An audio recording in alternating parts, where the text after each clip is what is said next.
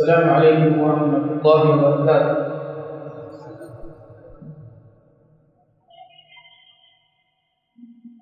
إن الحمد لله نحمده ونستعينه ونستغفره ونعوذ بالله من شرور أنفسنا ومن سيئات أعمالنا. من يهده الله فلا مضل له ومن يضلل فلا هادي له. أشهد أن لا إله إلا الله ولي الصالحين وأشهد أن محمدا عبده ورسوله صلوات الله وسلامه عليه. يا أيها الذين آمنوا اتقوا الله حق تقاته ولا تموتن إلا وأنتم مسلمون. يا أيها الناس اتقوا ربكم الذي خلقكم من نفس واحدة وخلق منها زوجها وبث منهما رجالا كثيرا ونساء. واتقوا الله الذي تساءلون به والأرحام إن الله كان عليكم رقيبا. يا أيها الذين آمنوا اتقوا الله وقولوا قولا سديدا يصلح لكم أعمالكم ويغفر لكم ذنوبكم. ومن يطع الله ورسوله فقد فاز فوزا عظيما. أوصيكم وإياي بتقوى الله عز وجل. قال الله جل وعلا: ولقد وصينا الذين أوتوا الكتاب من قبلكم وإياكم أن اتقوا الله. وقال جل وعلا: إن للمتقين مفازا حدائق وأعنابا. الآيات. وقال القائل: إذ المرء لم يلبس ثيابا من التقى تقلب عريانا ولو كان كاسيا. Awali ya yote nakuhusieni sanjari na kuihusia nafsi yangu juu ya kumcha Allah subhanahu wa ta'ala. Allah jalla wa ala aeleza ndani ya Qur'ani kuhusiana na nafasi ya uchamungu. Anasema, kwa hakika tuliwahusia wale waliokuwa waliopewa vitabu kabla yenu na ninyi pia ummati Muhammad tumekuhusieni mcheni Allah subhanahu wa ta'ala. Vile vile Allah akasema, wale wenye kumcha Allah subhanahu wa ta'ala watapata sehemu ya kufuzu, nayo ni pepo ya Allah subhanahu wa ta'ala. Lakini vile vile amesema msemaji ya kwamba ikiwa mtu hajalivaa vazi la uchamungu, mtu huyo anaonekana kuwa yuko uchi hata kama amevaa, kwa sababu taqwa Allah jalla wa ala ndiyo vazi la kweli la Muislamu, na ndiyo usia wa kwanza ambao Mtume sallallahu alaihi wasallam aliwahusia Waislamu katika hadithi ya Abu Najih Irbad ibn Sariya, hadithi ambayo Mtume aliwatolea mawaidha masahaba wakabubujikwa na machozi, nyoyo zao zikapata hofu, wakamwambia ya Rasulullah, kana kwamba mawaidha haya ni ya mtu mwenye kuaga, tunakuomba utuhusie. Jambo la kwanza Mtume alilowahusia, aliwaambia, usikum bi taqwallah, ninakuhusieni pia kumcha Allah subhanahu wa ta'ala. فقال العلامة ابن عثيمين شارحا لهذا الحديث Ibn Uthaymeen akasema awwal ma yusa bihi al-insan huwa taqwa Allah azza wa jalla. Jambo la kwanza ambalo anahusiwa nalo mwanadamu, jambo la kwanza kabisa ni kumcha Allah subhanahu wa ta'ala. Ili tuweze kulifikia lengo, ndugu zangu, kabla sijaingia katika maudhui niliyokusudia, baada ya kumhimidi Allah subhanahu wa ta'ala, binafsi nina furaha ya kufika katika masjidi hii, Masjidi Sultan, katika markaz ya al-Imam Shawkani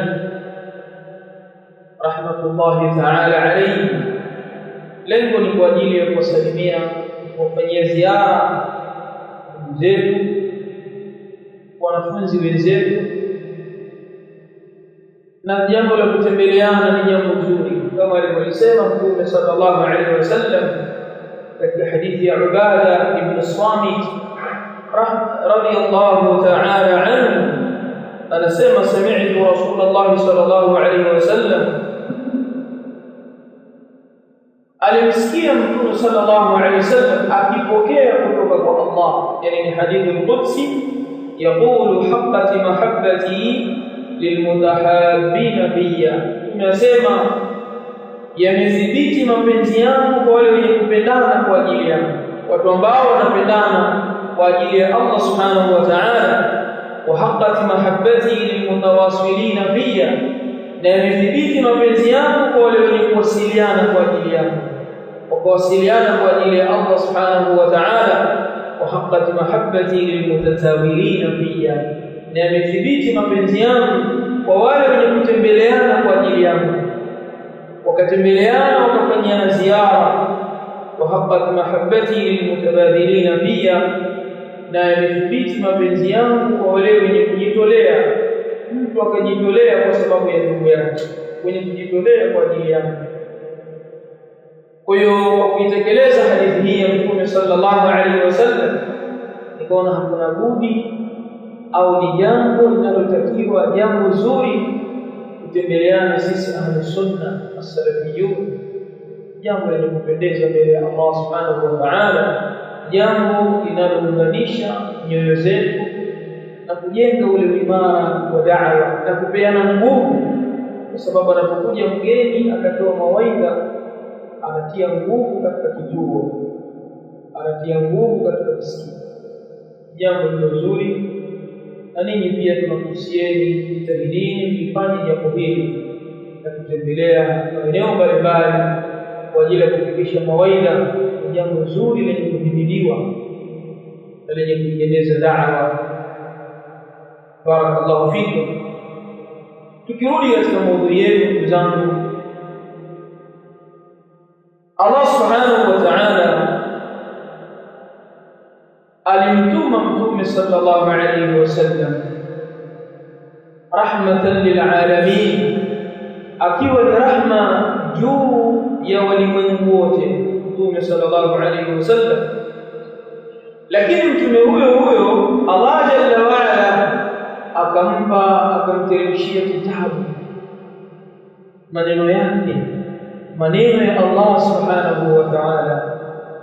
Kalima yetu ya leo tuyatazame haya maneno ya Allah subhanahu wa ta'ala, tutazame hii Qur'ani hii ambayo ulama wanasema al-Qur'anu kalamullah. Qur'ani ni maneno ya Allah subhanahu wa ta'ala, minhu nazal, kwake yeye Allah subhanahu wa ta'ala yaliteremka, kutoka kwake yaliteremka Allah maneno haya. Wa ilayhi ya'ud, na kwake yeye Allah subhanahu wa ta'ala Qur'ani hii itarudi, itakuja kurejea kwa Allah subhanahu wa ta'ala. Allah ameeleza ndani ya Qur'ani, akizungumzia maneno yake katika aya mbalimbali, akisifia Qur'an na kuielezea kwa usulubu tofauti na maelezo tofauti. Akawa anasema Allah jalla wa ala, mfano katika surati Fatir, Allah ameeleza Qur'ani, anasema innal ladhina yatluna kitaba Allah وأقاموا الصلاة وأنفقوا مما رزقناهم سرا وعلانية يرجون تجارة لن تبور.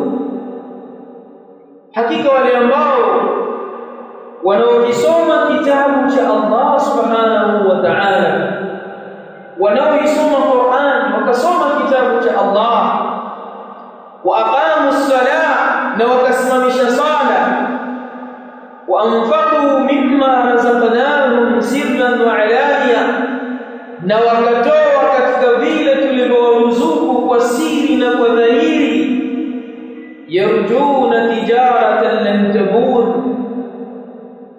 watu hawa wanatarajia biashara isiyododa. Wale ambao wanatenga muda wao wakakisoma kitabu cha Allah subhanahu wa ta'ala, miongoni mwa mazuri yale wakasoma kitabu cha Allah jalla wa ala, wakaisoma Qur'an, wakawa wanatenga muda wanaisoma Qur'an.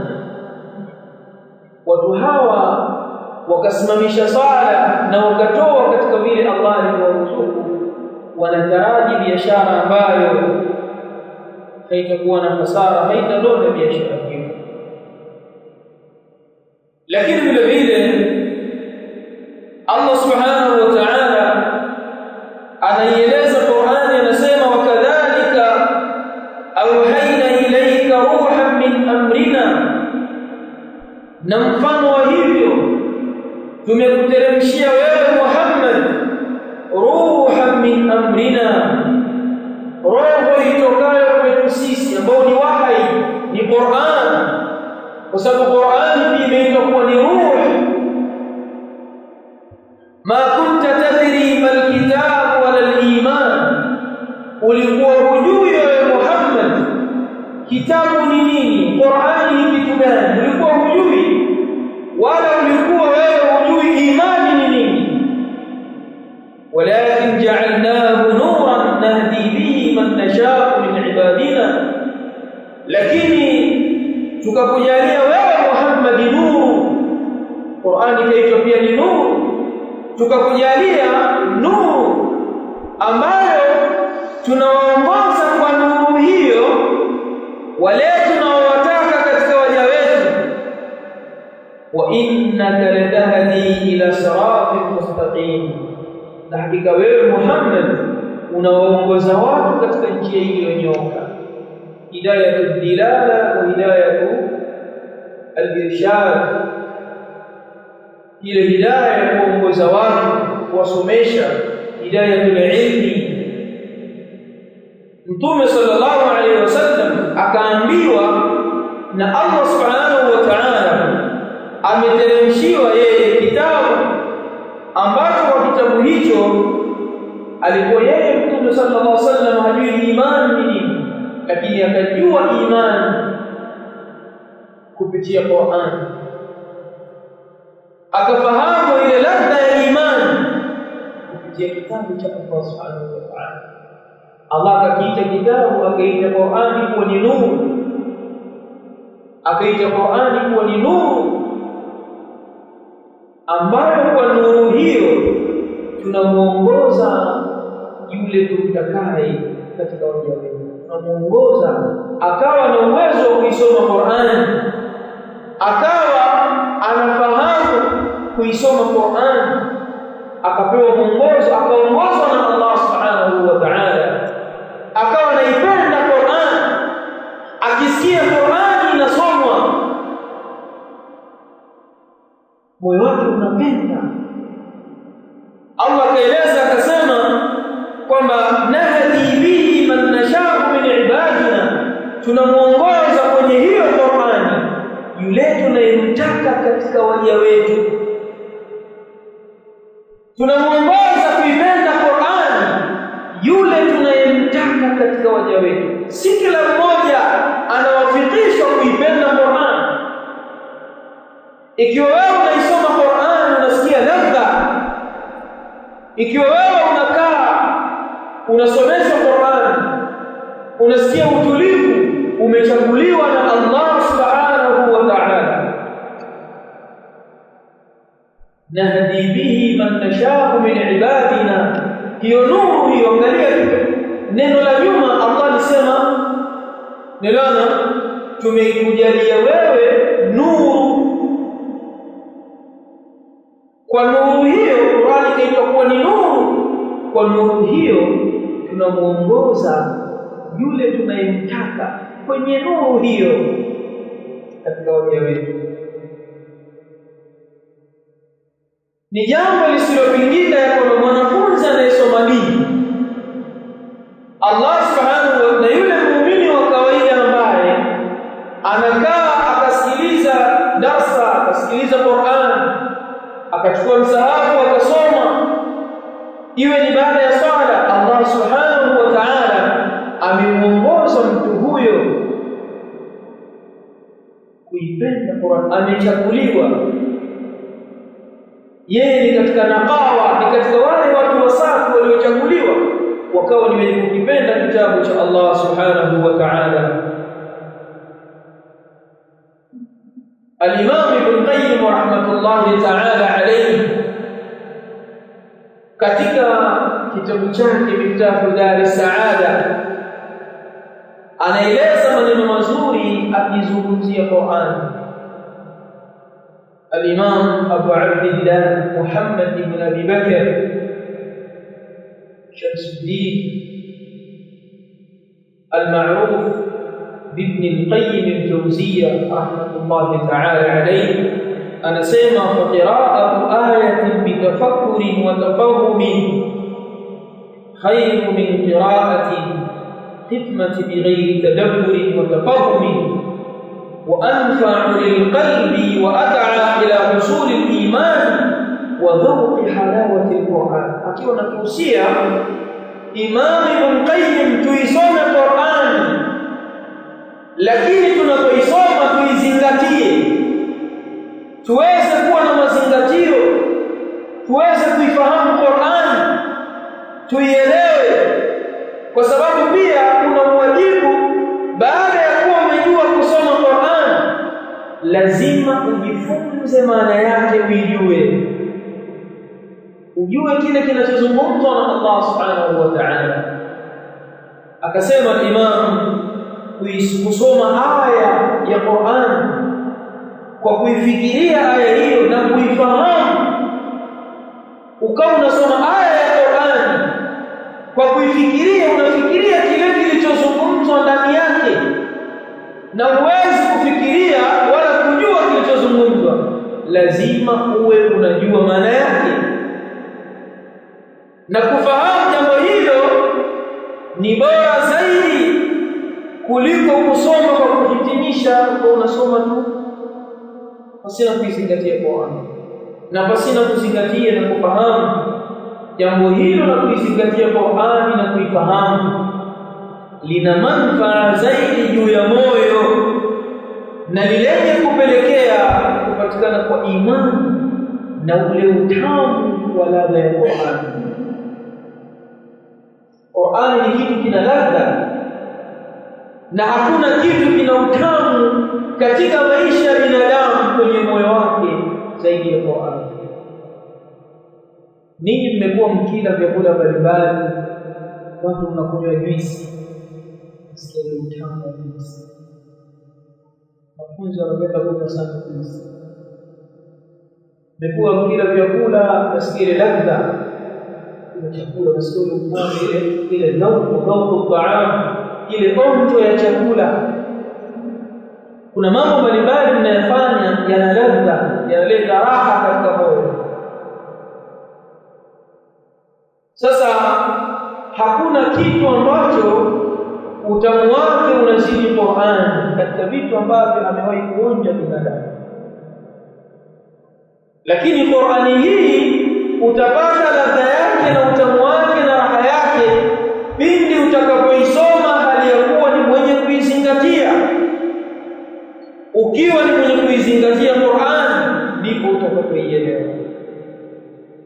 Na ndio maana Allah Mtume sallallahu alaihi wasallam akawaita wale watu ambao wanaoisoma Qur'an ni watu wa Allah, wale wanaoitambua Qur'an ni watu special, ni watu special Allah subhanahu wa ta'ala.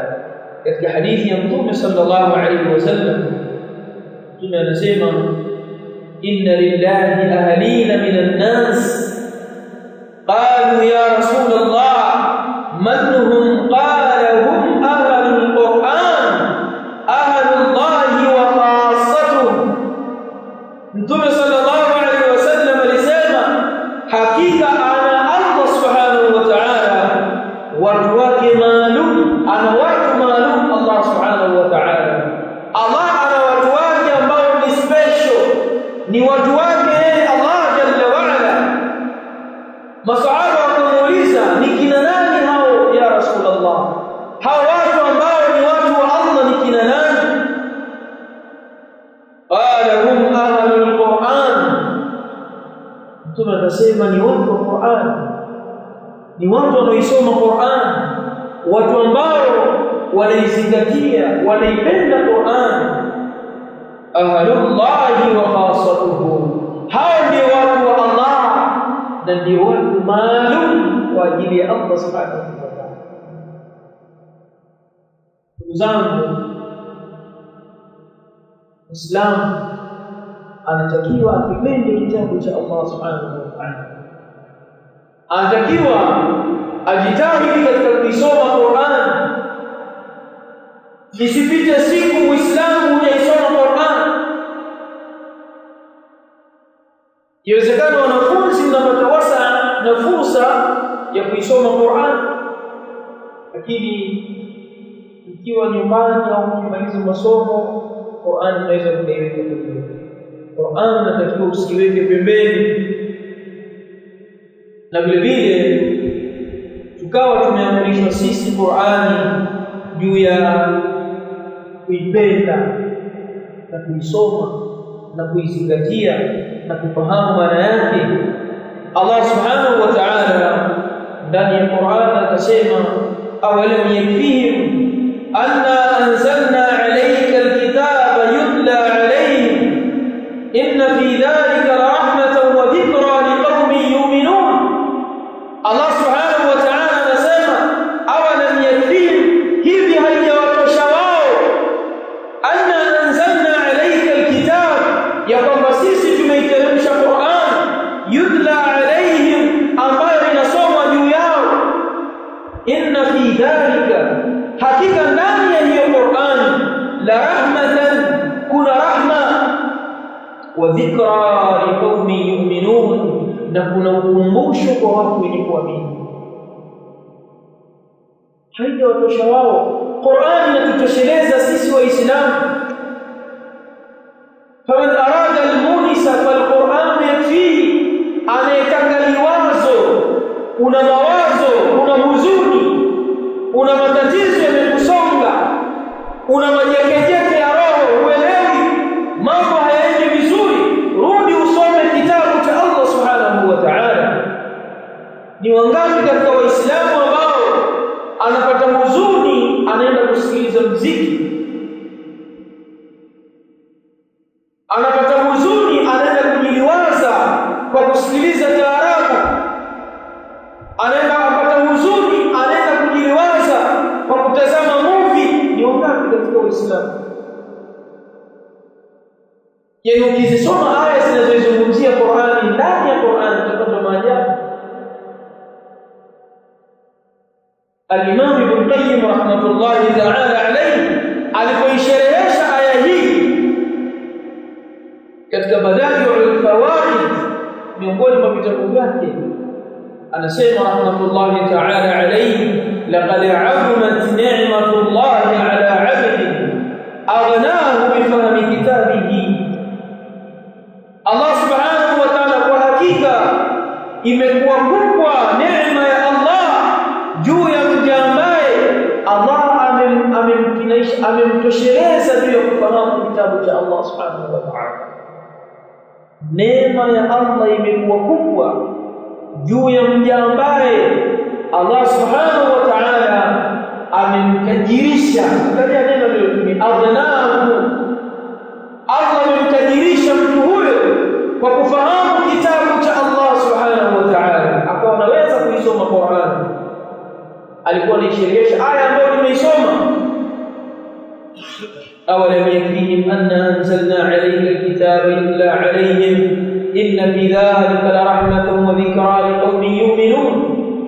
Haja watosheleza wao ya kwamba sisi tumeteremsha juu yao kitabu ambacho wanasomewa kitabu hicho kinasoma. inna fi dhalika la rahmatan wa dhikra liqaumin, ndani ya Qur'an rahma kuna ukumbusho, lakini Allah anasema liqaumin yu'minun. Wako baadhi ya wanawazuoni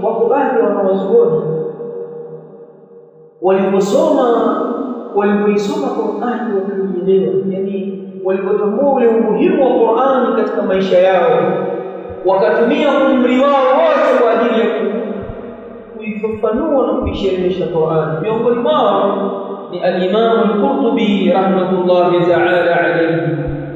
Al-Imam al-Qurtubi ana tafsiri yake ya Qur'an. Kwenye mukaddima wa ile tafsiri yake ameeleza ni kwa nini alitumia muda mwingi akiwa anaisherehesha Qur'an, anasherehesha kitabu cha Allah subhanahu wa ta'ala. Anasema falamma kana kitabullahi huwa al-kafil bi jami' ulum ash-shar'i alladhi istaqalla bis-sunnah والفرض ونزل به أمين السماء إلى أمين الأرض رأيت أن أشتغل به مدى عمري وأستفرغ فيه مدتي. الإمام القرطبي akasema pindi nilipokuwa katika kitabu cha Allah ndio chenye kutosheleza elimu zote. Qur'ani ndio yenye kutosheleza elimu zote, ndio source of knowledge. Elimu zote zatoka ndani ya Qur'ani. Ilipokuwa ndani ya kitabu cha Allah ndio chenye kutosheleza elimu zote za kisheria, elimu ambazo zimejitosheleza. Yani hii ni kinyume na sunna, na ile sunna, kwa sababu sunna pia ndani yake kuna ilmu ambayo na yenyewe inasherehesha Qur'an, na vile vile ndani ya Qur'ani kuna masaili mbalimbali ya fardhi, na Qur'ani hiyo ameteremka nayo yule malaika ambaye ndiyo mwaminifu wa mbinguni, ambaye ni Jibril alayhi salam. Malaika aliye mwaminifu wa mbinguni akaiteremsha Qur'ani kuileta kwa mtu ambaye ndiyo mwaminifu wa watu wote walio ardhini, ambaye ni mtume wetu Muhammad sallallahu alaihi wasallam. Al-Imam al-Qurtubi anasema nilipoliona jambo hili, raaitu an ashtaghila bihi mada umri, nikaona mimi nishughulikie Qur'ani umri wangu wote. Leo kuna watu wanawadharau walimu wanaosomesha Qur'ani umri wao wote. Yaani mtu kaanza ujana anasomesha Qur'ani mpaka anazeeka anasomesha Qur'ani. Usimuone mtu huyo ni mtu wa kawaida, in akhlasa bihi, ikiwa atakuwa na ikhlas. Ni mtu ambaye nafasi yake ni kubwa. Ninyi ambao mnasoma dini ya Allah subhanahu wa ta'ala lazima muwe na malengo ya kuifundisha Qur'an. Kuieleza Qur'an ni jambo lenye nafasi kubwa. Al-Imam al-Qurtubi anasema nilipoona Qur'an ndio imekusanya elimu zote za kisheria, ndio imebeba mambo yote ya fardhi, hata yale yaliyotajwa pia katika sunna, mengi yamo ndani ya Qur'an, kwa sababu as-sunnah mubayyinatun lil-Qur'an. Sunna inakuja kubainisha vile vile Qur'an. Nikaona mimi nimalize umri wangu wote kwa ajili ya kukieleza kitabu cha Allah, kusoma kitabu cha Allah na kukifafanua kitabu cha Allah tabaraka wa taala, na malengo yangu yote ya dunia wastaghfir